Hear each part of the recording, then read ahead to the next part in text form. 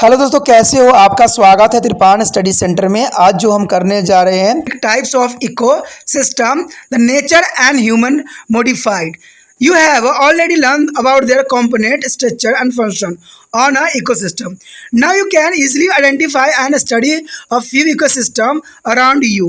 Ecosystems are classified as a natural and human modified depending upon to the whether they are fully dependent on their solar radiation and other nature resource of energy on the fertilizer and fossil fuel. The nature ecosystem are such as a pond, lake, and the meadows and the marshland, grassland, desert, and forest. They are our natural resource and provide us to the food, fuel, and the food or medicine. That is the most important for the this ecosystem. The human modified ecosystem are they made of managed by human beings for their better living, and the urban ecosystem, the rural ecosystem, and the argo ecosystem and the spaceship equilibrium terrorism, and there are some example of human modified ecosystem. That is the most important here. But next is a biotic interaction and ecosystem. There is a biotic interaction ecosystem here. The biological community in an area of ecosystem is a complex network of interaction. The interaction that occur among different individuals of the sum of their species is called to the interspecific interaction. Well, the interaction among two individuals of different species in a community is a term is an interspecific interaction. The interaction between two the organism belong to be a same tropical level, often involved with the competition. The individuality of a population may be complete for the food, space, and the mates.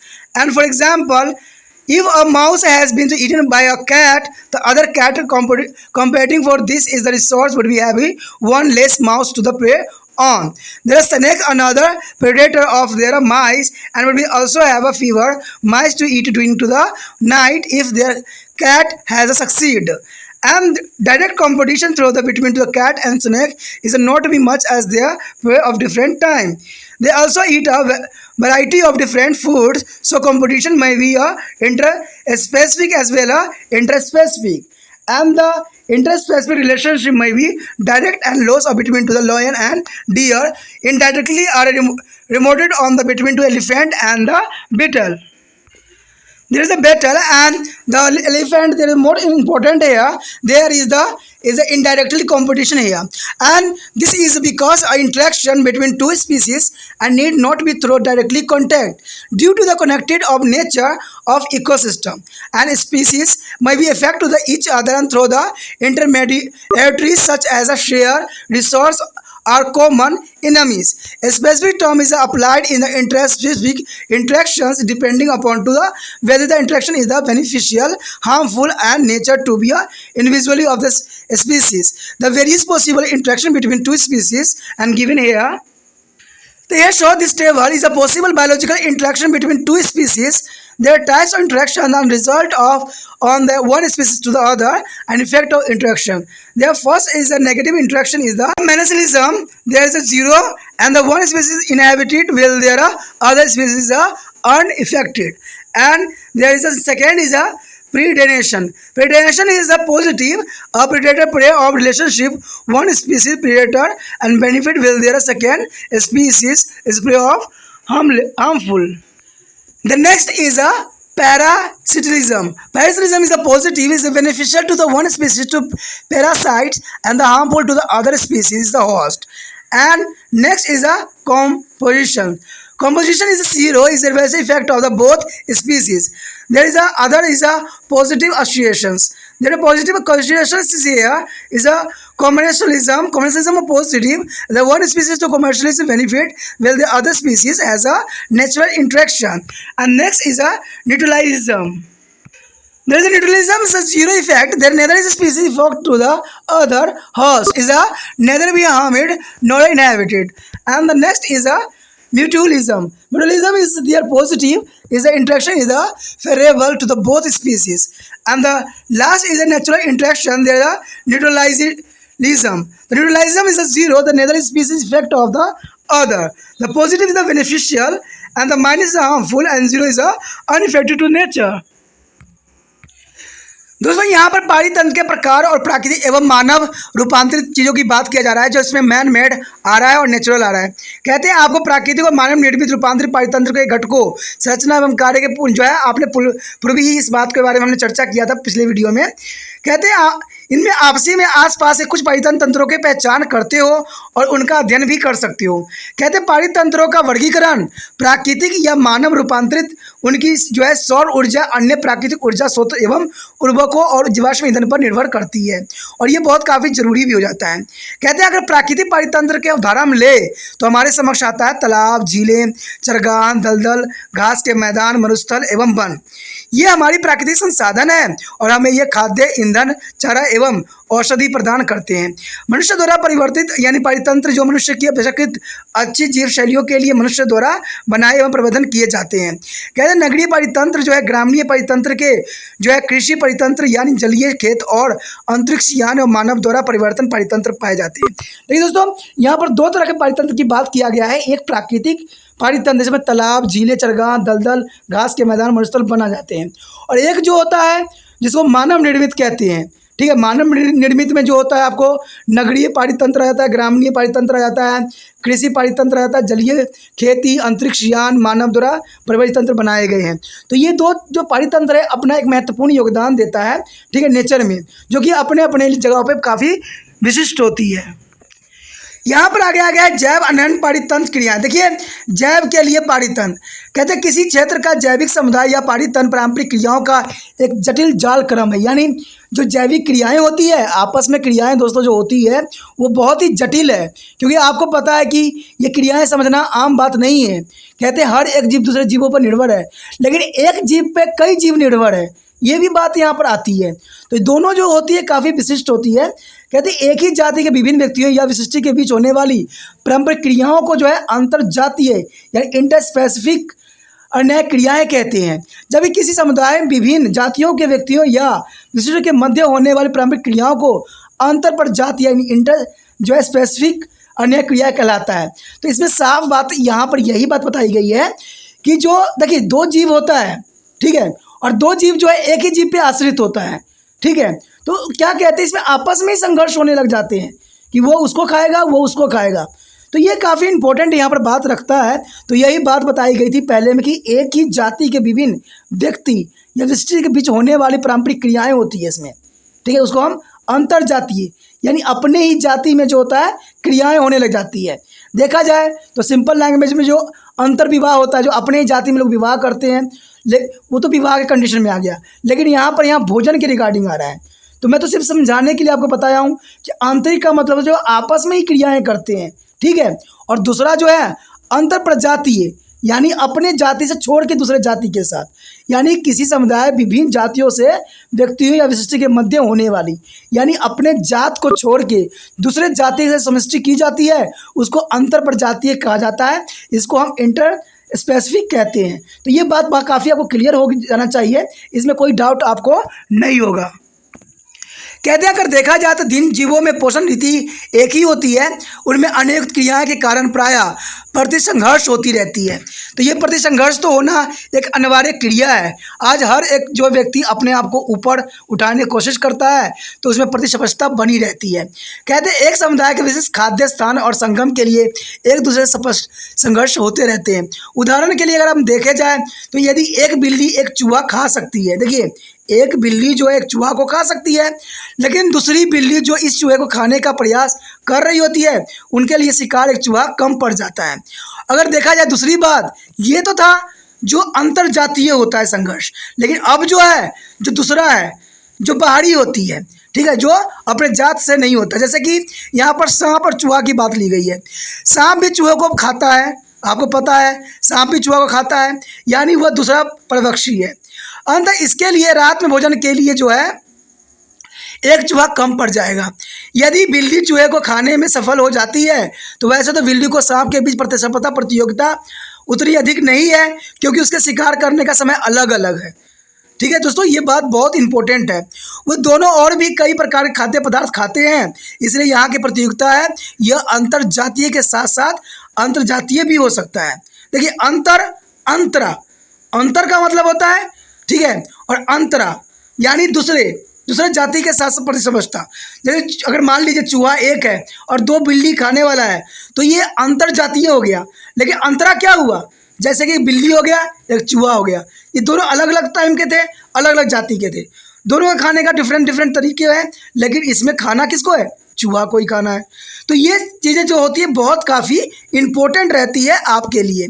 ठीक है, आगे बताया गया है कि अंतर जातीय संबंध प्रत्यक्ष और निकट की भी हो सकती है। देखिए, अंतर जातीय जो होते हैं काफ़ी निकट के भी हो सकते हैं और ये काफ़ी प्रत्यक्ष भी हो सकते हैं। जैसे कि शेर और हिरण के बीच होता है, यह संबंध अप्रत्यक्ष और दूर की भी हो सकता है। जैसे कि हाथी और बीट एक प्रकार के कीट के बीच होता है। इसका कारण यह है कि दो जातियों के बीच का अनेक क्रियाएं के लिए उनके बीच सीधे संपर्क की कोई आवश्यकता नहीं होती है, क्योंकि बाहरी तंत्र एक दूसरे से जुड़े हुए होते हैं। इसलिए जातीय मध्यस्थों के द्वारा भी एक दूसरे पर प्रभाव डाल सकते हैं, जैसे कि साझे संसाधनों का उभयनिष्ठ दुश्मनों के मामलों में होती है। अलग अलग अंतर जातीय अनुयुक्त क्रियाएं के लिए जो है विशिष्ट शब्दों का प्रयोग किया जाता है।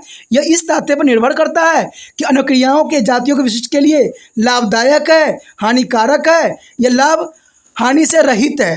देखिए दोस्तों, ये बहुत इंपॉर्टेंट बात रखता है कि अगर ऐसा स्पष्ट रहा तो इससे लाभ होगा, हानि होगा, या कोई प्रभाव नहीं पड़ेगा। तो ये बात को जानना आपके लिए अत्यंत महत्वपूर्ण रह जाता है। कहते हैं दो जातियों के बीच जितने भी प्रकार की अनुक्रियाएं हो सकती है वो यहाँ पर हम टेबल में समझने की कोशिश करेंगे। यहाँ पर आपको टेबल दिखेगा जिसमें संभावित जैविक अनुक्रियाएं के दो जातियों के बीच संघर्ष का जो है रिजल्ट के बारे में बताया गया है। अगर पहला देखिएगा तो अनुक्रियाओं के प्रकार दिखेंगे आपको, दूसरा होगा एक जाति दूसरे जाति पर पड़ने वाला परिणाम, और तीसरा जो देखा अनुक्रियाओं का नतीजा क्या निकलेगा। अगर देखिए ऋणात्मक अनुक्रियाएं, जो अगर ऋणात्मक, ठीक है, ऋणात्मक यहाँ है, ठीक है, नेगेटिव क्या प्रभाव पड़ेगा, जब जो है अवैधता यानी एमनोलिशियम्स में होगा तो इसमें एक प्रजाति निषेधित जबकि दूसरी जाति अप्रभावित होती है। अगर वही दूसरा जगह देखा जाए, परभक्षण में देखा जाए, तो इसका प्रभाव पॉजिटिव पड़ेगा, यानी परभक्षी जो है शिकार संबंध एक जाति या परभक्षी को लाभ जबकि दूसरे प्रजाति के लिए नुकसान और निषेध भी हो सकती है। यहाँ परभक्षी में एक ही बात आएगा कि एक जाति के लिए लाभ होगा तो दूसरे जाति के लिए नुकसान का सबब बनेगा। उसके बाद अगर हम देखे जाए तो परजीविता, देखिए परजीविता का जो है पॉजिटिव इफेक्ट पड़ेगा। इसका कारण ये है कि एक जाति परजीवी के लिए लाभदायक है और दूसरे स्पीसीज के लिए नुकसानदायक रहेगा, लेकिन फिर भी जो है परजीविता जो है पॉजिटिव में रहेगा। लेकिन अगर प्रतिस्पर्धा देखा जाए तो इसका जीरो प्रभाव पड़ेगा, क्योंकि दोनों स्पीसीज जो है प्रतिकूल प्रभाव पड़ेगा, यानी अनुकूल प्रभाव नहीं कर पड़ेगा, इन दोनों पर ही प्रतिकूल प्रभाव पड़ेगा। उसके पश्चात धनात्मक यानी पॉजिटिव सचार, यानी यहाँ पर पॉजिटिव प्रभाव पड़ेगा। सबसे पहले हमारा आएगा सहभोजिता। देखिए सहभोजिता में जो है जीरो लेकिन प्लस प्रभाव पड़ेगा। कहते हैं एक स्पीसीज को लाभ जबकि दूसरे स्पीसीज के लिए उदासीन अन्य क्रियाएं होगी, यानी दूसरा जो होगा उदासीन हो जाएगा। लेकिन अगर दूसरी बात देखा जाए उद्देश्य उदासीनता के ऊपर, तो इसमें तत्स्थल के लिए जो है 0-0 की इफेक्ट पड़ेगा, यानी दोनों में कोई भी स्पीसीज यानी दूसरे पोषी पर प्रभाव डालता है और न ही कोई नुकसान या निषेध होगा, यानी ना तो कोई नुकसान होगा ना ही कोई फायदा होगा। अगर हम देखें समुपकारिता अगर देखें तो पॉजिटिव के फॉर्म में आएगा और दोनों जातियों के लिए अनुक्रियाएं के अनुकूल होगा, तो ये काफ़ी इंपॉर्टेंट रखता है। अगर हम थर्ड पॉइंट यहाँ देखें जो अन्य क्रियाओं में आती है, यहाँ पर जो है अन्य क्रियाएं में तटस्थ की बात आती है जिसमें कोई प्रभाव नहीं पड़ता है, यानी कोई भी जाति दूसरी जाति को प्रभावित नहीं करती है, तो ये अन्य क्रियाओं में आती है। इंपॉर्टेंट इंटरेक्शन में be of various kind. The first is amensalism. Amensalism is this is a negative association between the two species in which one species is harmed or restrict. There are other species without itself begin to the adverse to effect or harm made by their presence of other species. Organism that is a sequate is a antibiotics, and there are species that get inhabited by their antibiotics together from a example of the organisms, and for example for a fungus is called to the bread mold is the penicillium is produced. The penicillium on the antibiotics which inhibit the growth of a variety of bacteria. The penicillium is a benefit apparently by the having to the greater ability of food when in their composition bacteria are removed. And second is the predation. In this type of interaction, predator is a capture, kill, and eats on animals of other species is called the prey. There is a predator is a naturally benefit from this is a relationship. Well, the prey of hermit is a predator like a leopards, tiger, and cheetah use the speeds, teeth, and claps there to the hunt and kill their prey. That is the most important here. And parasitism. The parasitism is these types of interactions. One species is a harmed and other beneficial. The parasites is there is involved a small size organism and parasites live in or on the another living species is called their host from where the parasite get a nourishment of them shatter. That is the most important. And the parasite is a benefit and the host is a harmed. Many organisms like a bacteria, virus, parasite of plant and the animal plants like a double plants, customacata and the mistolois is a lot of Thomas R. The parasite that alive is a flowering plant and the tapeworms, roundworm, malaria parasite, maybe bacteria, fungi, virus and common parasite of human. The next parasite is here. A parasite of the ascaris is a lumbricoids. The infection mass of large round worm from a human infestation. And the parasite is a host relationship. There is our show in this picture. The plant parasite double custacata and is a plant is a parasitic beads that obtain for the moisture and nourishment of attachment to greens living plant. And second is it shown in the diagram. A animal parasite is a ascaris roundworm is an interparasite found in the human intestine. They will show the parasite is a human instance in our body. The next is a competition. This is the interaction between the two population in which the both species are harmed to some extent. The competition is occur when two populations or species. The both need to the vital resource that is a short supply. The vital resource is could be food, water, shelter, nestings, seeds, and matter of space. And there is such as a competition can be an interspecific competition occurring between the individually of two different species occur in the habit and interspecific competition occur between the individually of same species. The interspecific competitions is occur between number of the some species and so it is very intense. And there is a communalism. So the communalism is the most important here. In this relationship, one of species, a benefit will there, other is a neither harm and nor a benefit. And some species obtain for a benefit of the shelter are there transport from another species. For example, suckerfish, remora, and when attached to be a shark by means of the it is a sucker which is present on the top of its head. And this is a help to Romara get a protection of free ride as well as meals from to left over their shark meal. Their shark does not be however get any benefit nor it is a adversely. The effect by these associations. Another example of commercialism is their relationship between to the tree and epiphytic plant. The epiphytes is like on the surface of other plant like a ferns, mosses and the orchid that use the surface of tree of support and for obtain need sunlight and the moisture. The tree get a benefit, no benefit from to the relationship nor they are harmed. There is the most important. The trees get is a no benefit and the no there is a harmed. There is the most important things here. And the next is a mutualism. The mutualism is this is the close association between the two species in which the both the species are benefit. For example, she is an anemone. There is a Sandrian get attached to their cell of the hermits crabs for the benefit of transport and obtain new foods. Well, there is an anemone is a provide to the camouflage and the protection of mean to the staining of cell to be a hermit crab. These are here shown there the mutualism. The mutualism in the two species. This is a close association between the two species in which both the species benefit. For example, the sea anemones and sandrians get attached to their cell of hermit crabs for the benefit of transport and obtaining of new foods. Well, their anemones is provided to the camouflages and the protection by means of string cells to be hermit crab. They show in this diagram their hermit crabs. There is the most important figure here. However, some example of the mutualism are such that is the interaction between species can no longer live without each other. They depend totally on each other for the survive. Such a close association are the termed symbiosis. An example of such a close mutualistic association with there are that of a termite, and there is a intestinally flagellate, and termite can be eat of foods but have no enzyme to digest it. However, their intestine is a content to contain the flagellate is the parasitic protozoa, and that have a necessary enzyme to be digest the cellulose of their food eaten by the termite and the convert into the sugar. The flagellate, there are some of this is a sugar for their over metabolism, and when the enough to left for the as a termite, and both termite is a flagellate cannot be survived without each other. And another familiar example of symbiosis is the pollination of flower, where the flowering plant are cross pollinated and by the bee with the benefit by the getting nectar from to plant, that both is cannot be survived without the other.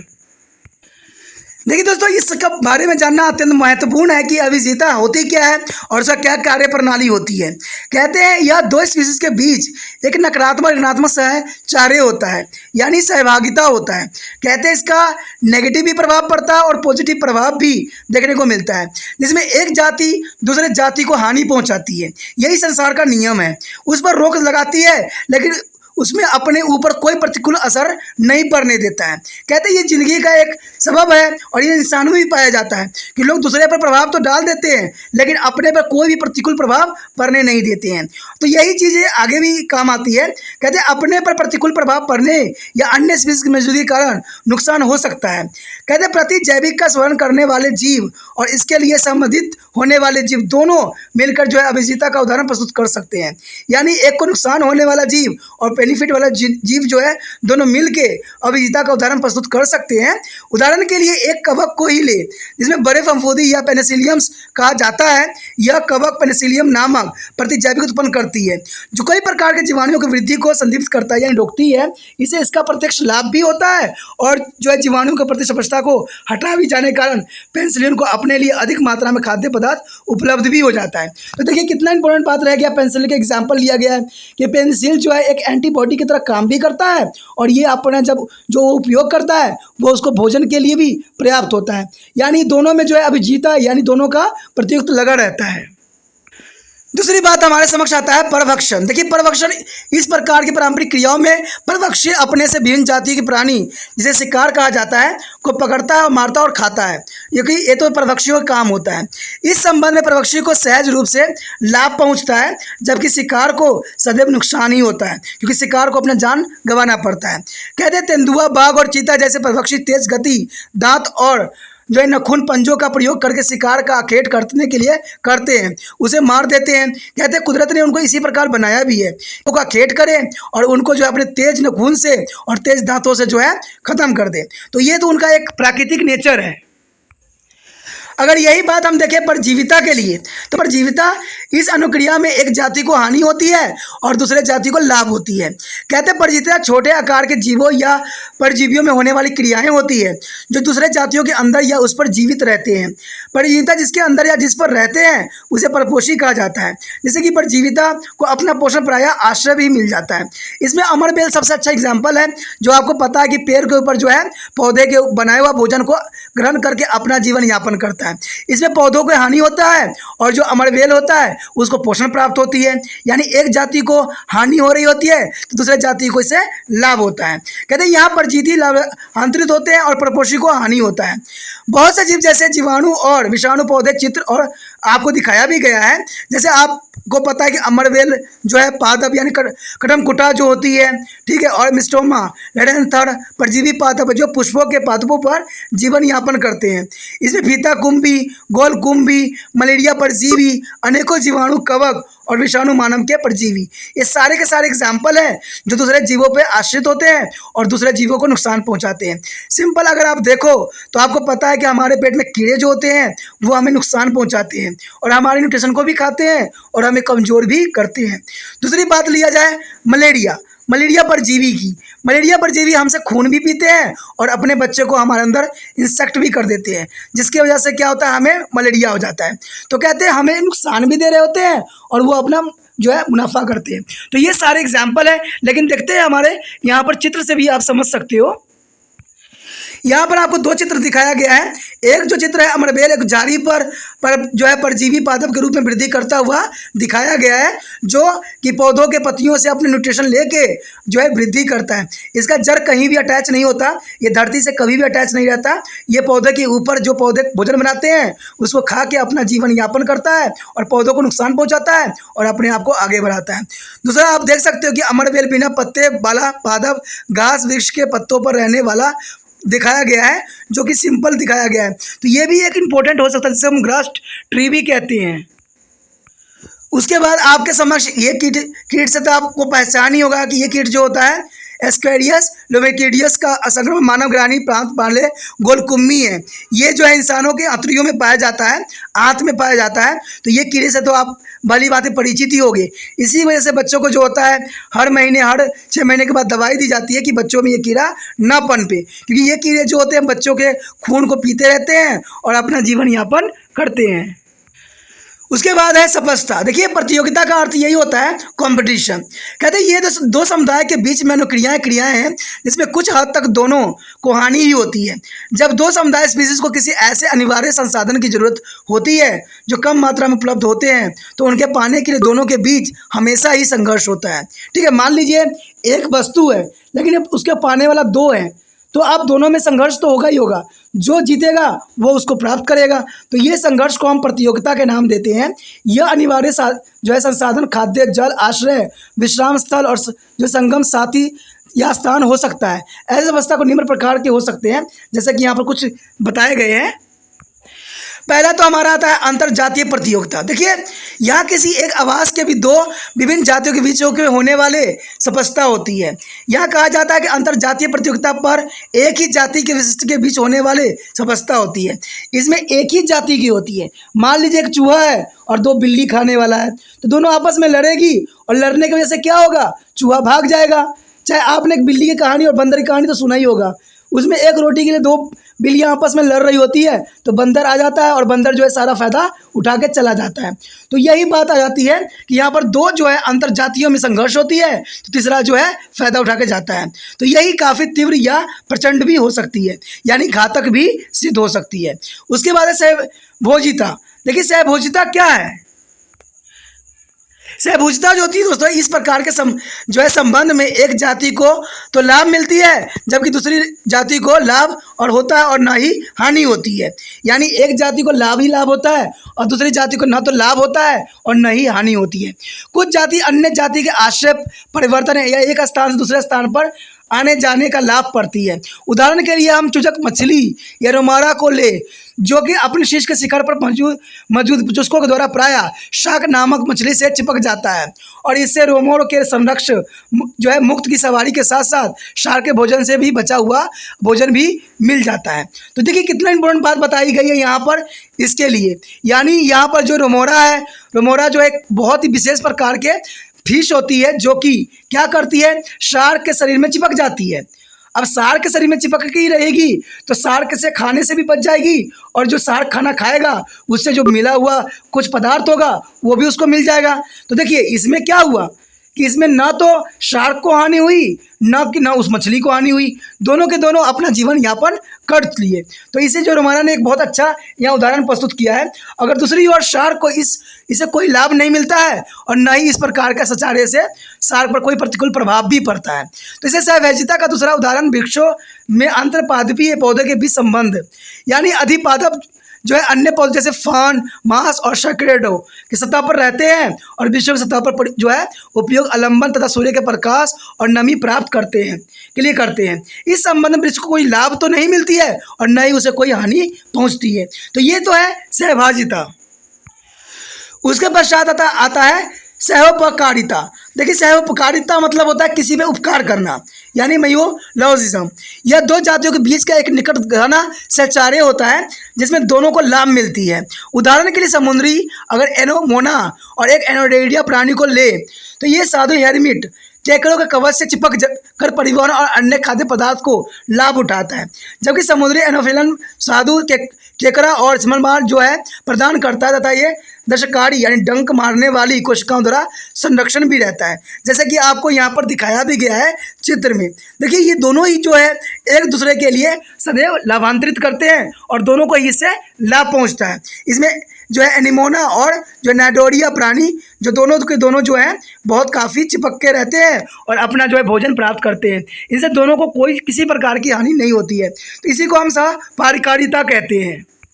सहकारिता में और भी बात होती है कि देखिए यहाँ पर बताया गया है कि फिर भी सहकारिता कुछ ऐसे उदाहरण हैं जहाँ अन्य क्रिया करने वाली जाति एक दूसरे के बिना जीवित नहीं रह सकती है, क्योंकि जीवित रहने के लिए भी एक दूसरे पर ही पूर्ण रूप से निर्भर होते हैं। और इस प्रकार के निकट जो है सहकारिता सहचार्य का एक उदाहरण भी है। कहते हैं दीमक और उनके आंतों में रहने वाले कशा भी प्राणी का दीमक लकड़ी जा सकती है, लेकिन लकड़ी को पचाने के लिए उनके पास कोई प्रक्रिया एंजाइम नहीं होता है। नहीं तो आपको पता होना चाहिए कि दीमक जो होती है उसके पास कोई एंजाइम नहीं होता अपने जो है लकड़ को पचाने के लिए, परंतु उनके हाथों में कुछ अक्षाभी प्रोसिस्टा जो प्राणी होते हैं जिसे दीमक द्वारा खाई गई लकड़ी को पचाने के लिए आवश्यक कविक होते हैं, जो उसे शकरा में बदल देते हैं। कशाम्भी प्राणी इसमें से कुछ शकरा का उपयोग करते हैं, अपाच्य के लिए करते हैं और शकरा की पर्याप्त मात्रा दीमक के लिए छोड़ देते हैं। और दीमक जो है कशाम्भी दोनों ही को प्राणी एक दूसरे के बिना जीवित नहीं रह सकते। तो इसको हम सहजीवन का एक सुपचारी उदाहरण यहाँ पुष्पों के परागण में देखने को मिलता है। यहाँ पुष्प अगर आप देखोगे तो पादप में जो है मधुमक्खियाँ द्वारा परागणित होते हैं और जिन्हें पौधे को जो मकरंद पाने का लाभ मिलता है। दोनों एक दूसरे के बिना जीवित नहीं रह सकते। तो साफ शब्दों में अगर देखा जाए तो आपको पता है कि मधुमक्खियाँ जो होती है फूलों में से परागकण चूसती है, लेकिन चूसती तो है, उसको देखिए नुकसान तो दे रही है लेकिन फ़ायदा भी दे रही है। फ़ायदा दे रही है कि अगर जो मधुमक्खियाँ के पैरों में जो परागण कण होंगे या उसके पास लाया गया परागण कण होगा वो पौधों को मिलेगा और पौधा जो होगा फर्टिलाइज होगा और फल में कन्वर्ट होगा। तो दोनों को ये यहाँ पर काफ़ी बेनिफिट मिलता है। तो ये सारे उदाहरण जो है काफ़ी अच्छा है। और सबसे अच्छा तो था दीमक का, जिसमें कशाम्भी नाम के जीव होता है उसके आंतड़ियों में जो पचा देता है भोजन को, और वो जो है उसको दीमक को भी लाभ मिलता है और कशाम्भी को भी लाभ मिलता है।